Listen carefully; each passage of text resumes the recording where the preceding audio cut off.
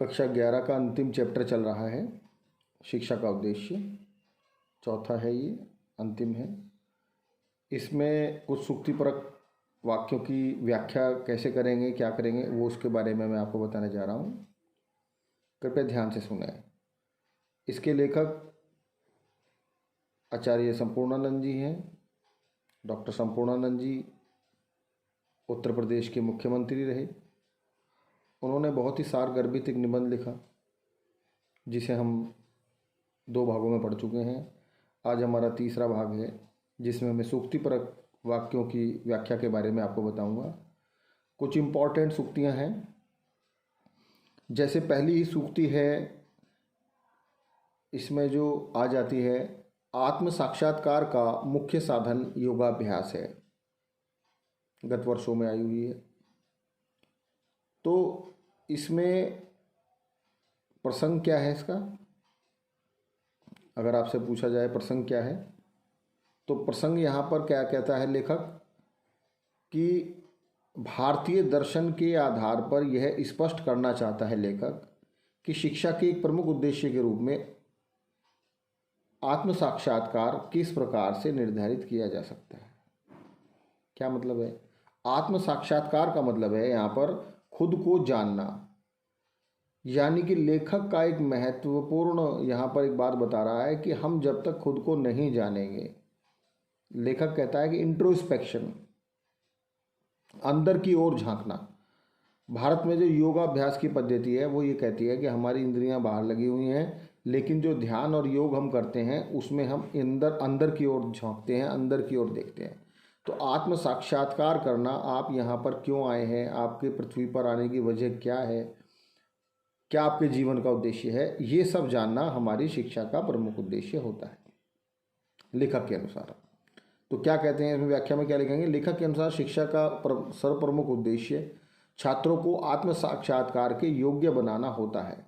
क्योंकि आत्म साक्षात्कार करना हर एक के बस की बात नहीं होती, उसके लिए योग्यता की आवश्यकता होती है, उसे योग्य बनाना पड़ता है। उसके हिसाब से आत्म साक्षात्कार का आशय यह है कि छात्रों को अपने ज्ञान में स्वरूप का सही बोध हो, अपने स्वरूप का सही बोध हो। मैं कौन हूँ, इस पृथ्वी पर क्यों आया हूँ, मेरा क्या उद्देश्य है, जीवन का उद्देश्य क्या है।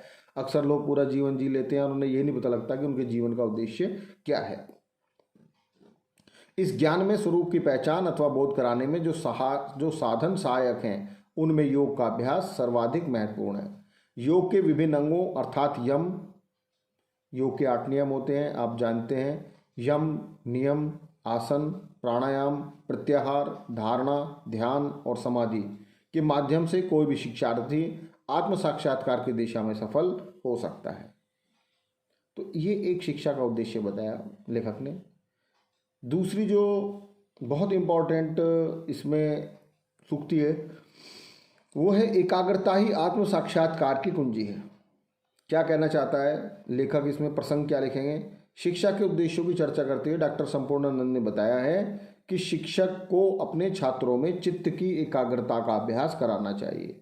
यानी कि हम जो शिक्षक लोग हैं, हमारा ये एक दायरा होना चाहिए, हमें ये एक समझ होनी चाहिए कि हम अपने छात्रों में इतनी एकाग्रता विकसित कर दें। कितनी एकाग्रता विकसित कर दें? एक व्यक्ति को मैं कोई बात बता रहा था, तो जिस समय मैंने उन्हें एक बात बताई तो उन्होंने कहा कि सर, जिस समय आप मुझे ये बात बता रहे थे उस समय मुझे केवल एक ही बात सुनाई दे रही थी, आपकी बात, और दुनिया की कोई भी बात मुझे सुनाई नहीं दी। जो बात आपने बताई केवल वही सुनाई दी। इस स्तर की एकाग्रता आपके अंदर अगर होगी, तभी आप पढ़ाई में भी सफल होंगे और जीवन में भी सफल होंगे। ये बात लेखक इन पंक्तियों में कहना चाहता है।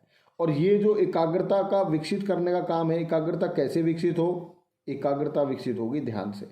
जब आप ध्यान से पढ़ेंगे, ध्यान लगाएंगे, ध्यान के बारे में जानेंगे, अपने चित्त को एकाग्र कर पाएंगे, तभी आप एकाग्रता का आनंद ले सकेंगे। तो लेखक क्या कहता है इसमें, व्याख्या आपको लिखनी है। डॉक्टर संपूर्णानंद जी का मत है कि आत्मदर्शन के लिए एकाग्रता परम आवश्यक है। आत्मदर्शन उद्देश्य है शिक्षा का, और उसके लिए किस चीज़ की आवश्यकता है? एकाग्रता की आवश्यकता है। क्यों? आजकल के बच्चों को आप देखिए, IPL भी देख रहे होंगे, क्या किसके घर में क्या हो रहा है ये भी सोच रहे होंगे, सारे काम कर रहे होंगे, लेकिन पढ़ाई में एकाग्रता बिल्कुल नहीं होगी। उधर पढ़ाई भी कर रहे होंगे, उधर गाने सुन रहे होंगे, उधर पढ़ाई कर रहे होंगे, उधर फीचर फिल्म का शेष भाग भी देखना है उन्हें, उधर उनके मोबाइल में घंटियां बज रही होंगी, व्हाट्सएप की, फेसबुक की। तो ये सब एकाग्रता को भंग करने के साधन हैं। यदि आप एकाग्र नहीं होंगे तो जीवन में सफल भी नहीं होंगे। एकाग्र होंगे तभी आत्म साक्षात्कार होगा, जब आत्म साक्षात्कार होगा तभी जीवन की सफलता का रहस्य आपकी समझ में आएगा। तो ये आपको लिखना है व्याख्या में। आगे क्या कहते हैं, एकाग्रता धारण करने पर ही मानव को आत्मज्ञान की प्राप्ति हो सकती है। बिना के एकाग्रता के आत्म साक्षात्कार संभव नहीं है। मानव मन अनेक प्रकार की वस्तुओं को प्राप्त करने के लिए भटकता रहता है, किंतु उसे वास्तविक आनंद प्राप्त नहीं हो पाता। इसलिए आत्म साक्षात्कार हेतु किसी एक लक्ष्य को निर्धारित करके ही आगे बढ़ना चाहिए। ये व्याख्या आपको लिखनी है। एकाग्रता ही आत्म साक्षात्कार की कुंजी है। इस वीडियो में इस सूक्ति के व्याख्या में ये आपको लिखना है।